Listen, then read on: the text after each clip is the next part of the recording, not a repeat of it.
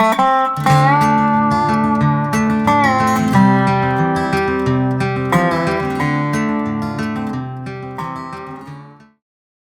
name is Cayleb Peck, and these are my two brothers, Brady and Alex. We were raised in the back seat of a Jeep, and ever since we were little kids, we've been obsessed with anything that has to do with off-road. Since we were old enough to turn a wrench, we've been building our own Jeeps. And all the building, buying, selling, and wheeling has kept us close through the years. So here we are telling our story in hopes to inspire others to get off-road. You're watching PeckBrothers.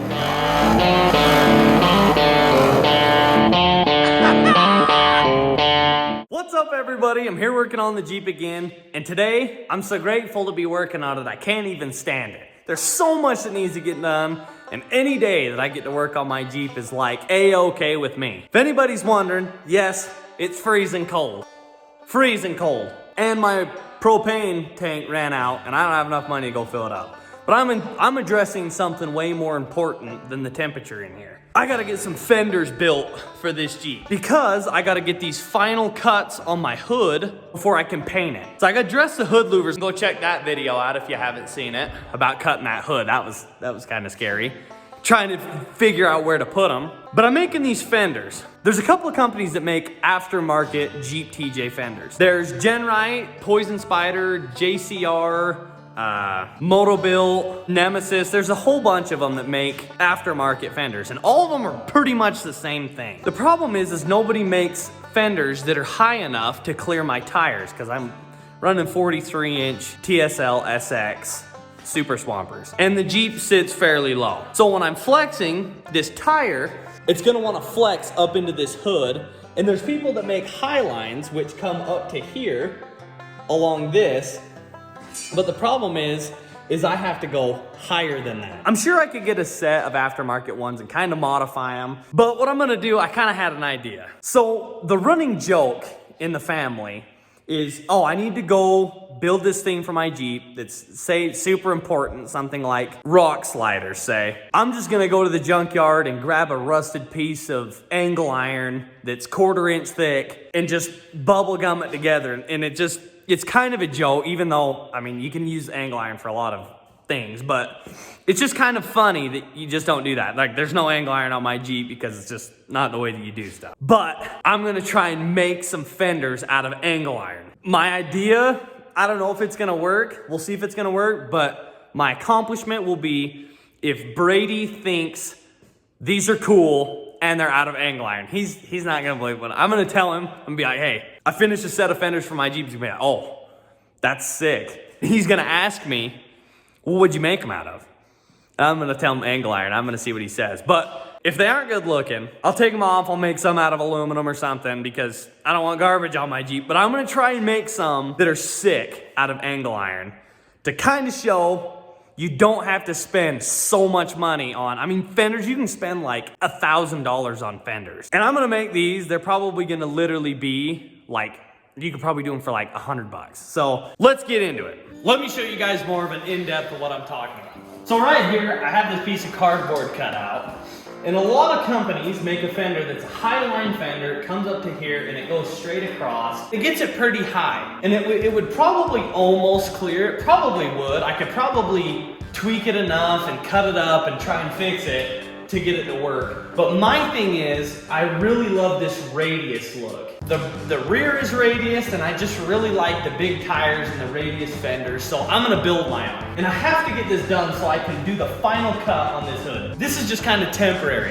I just cut it out, honestly, so I would get a better idea of where I want it. For anybody that doesn't really know what I mean by angle iron, it's just mild steel that is in an L shape. It's the stuff that I have is 1.5 by 1.5 and it's 1/8 inch thick. I don't know what gauge it is steel. All right, so before I can cut any of it off, I need to lay out how I'm gonna build it. So I'm gonna take this measurement here. I'm gonna measure from the bottom of that. I want it to come right up. So we want the very, very top of it to be at about 18. I want the very edge to be a final length of about 11.5. And that's pretty much all we need to know, other than the distance between the bottom of the tub to where the tube is. So a good eyeball, I'm about 3 1/4. Then I'm over, I'm gonna say about 2 1/4 to start. And that way, we'll be able to lay out exactly how to cut it all out. So I got this first piece cut out, and I have right here is gonna be my joint, and then right here is going to be the end where it starts to go down. So I gotta cut these 2 corners out, and then I'm gonna bend it. All right, so I got this piece cut out, and it's the exact length to go from the bottom of the tub up to where I want it to stop, and then to break, and then this piece will come over, and my hood will go right here. So I always envision how this is gonna lay out on the Jeep. And I realize that I don't have my speed square with a 45-degree angle. So what I'm gonna do is I need 2 45-degree angles, so this will bend to 90 degrees. So all I need to do is take and measure this piece, and it's 1.5 inches. So all I'm gonna do is I'm gonna measure 1.5 inches on this side, and 1.5 inches on this side. And if you put your mark right on the edge of both sides and you meet it right where your first line is, it's a perfect 45-degree angle.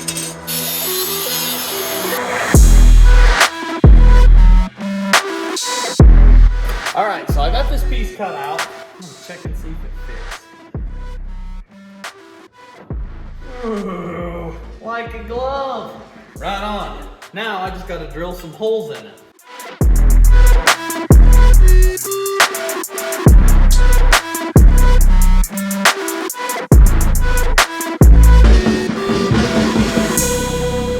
Now let's see if these bolt holes actually line up. I wasn't able to drill this one because I can't get a bolt in there because it's too low. So I just did the top 3. Get out of here, they actually fit.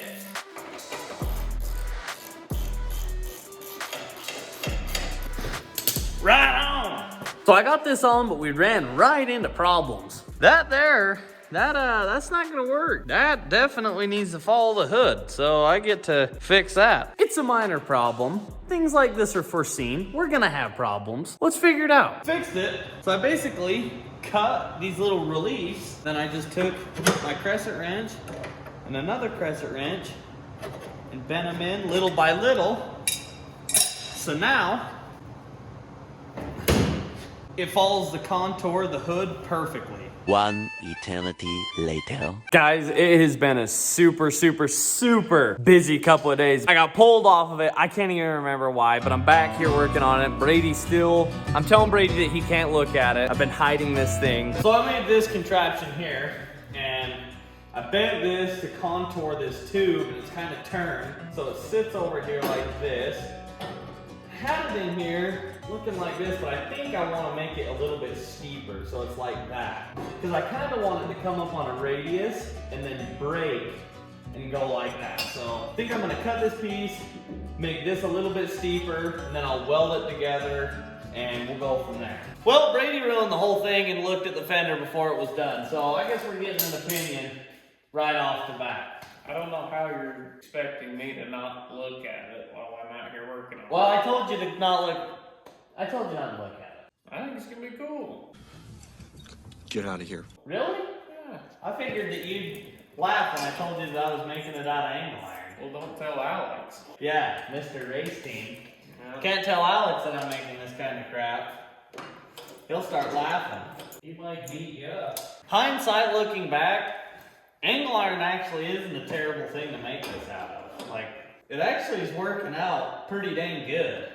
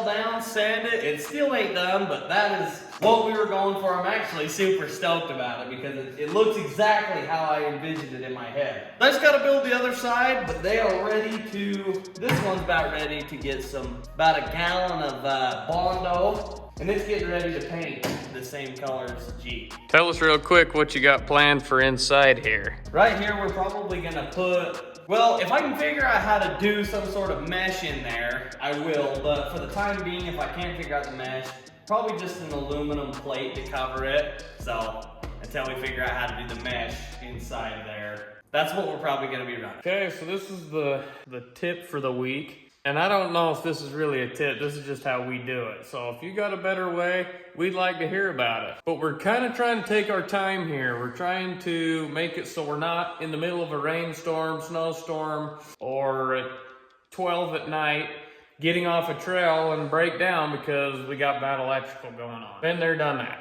Well, we're not gonna have that with this Jeep. So what we're doing is we bought some big freaking 2-gauge wire. This stuff's massive. I always call it massive. Sometimes they say huge. And this is for our alternator to our battery to a bulkhead that goes through our tub, and then the battery to the starter.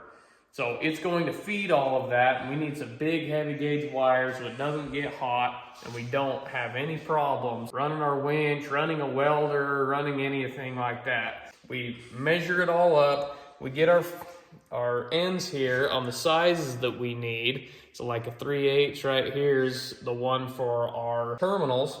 And then this one here is just a step smaller. This one goes on our starter motor. So the bulkhead comes up, starter motor here, bulkhead here, and we're going to solder this baby on there, put some shrink wrap on it, and we're gonna be good to go on this bad boy. What we got here is Cayleb's used toothbrush, and it doesn't smell very good, but it does the job. What are you putting on it? This is called flux. What you do is you put that everywhere you want solder to actually adhere to. If this stuff is not on it, that solder just is not going to want to stick. So I just dab a little bit in there, and then you just want to work this into this the best you can.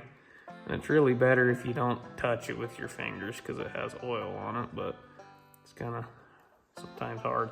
So you kind of want a little bit of this hanging out there. That's a good thing. So what I'm gonna do now, go back to the vise. I'm gonna crimp this down. It'll hold. Come here to your nice clean workbench, one that Cave's been working at. Exactly. And you take this, put this in here. I don't have any special tools, but this will work. You just want to push up on it and crimp that bad boy down. Now, that shouldn't go anywhere. To make sure it really don't go anywhere, we're gonna take the next step that a lot of people just don't do. We didn't do it. We learned why. What we're gonna do is go ahead and heat this bad boy up. I like to keep it upright like this instead of like this because it'll burn your sheathing on your wire. So you want to just kind of get this hot everywhere, and you'll start to see that flux bubbling. You want to try to keep that in the wire the best you can. It's just going to sit there and bubble, turn into a liquid, and spread around all those wires. Just a few more seconds. Pushing the solder into our thing here. You can see that it is now bubbling out the bottom. That's a good sign. That means our solder has gone all the way through our copper end there and is now all the way soldered through. I like to do 2 shrink wraps. First one is the black one. We're gonna push that up around our thing here. Keep it a little bit short, but that's gonna just go halfway in between our wire and halfway in between this. Then what you do is take your lighter, a little bit of heat, see how that's shrinking like that? This is called heat shrink tube, and that just kind of helps protect that so no corrosion gets in there. Then I like to take the same color shrink wrap as the line here.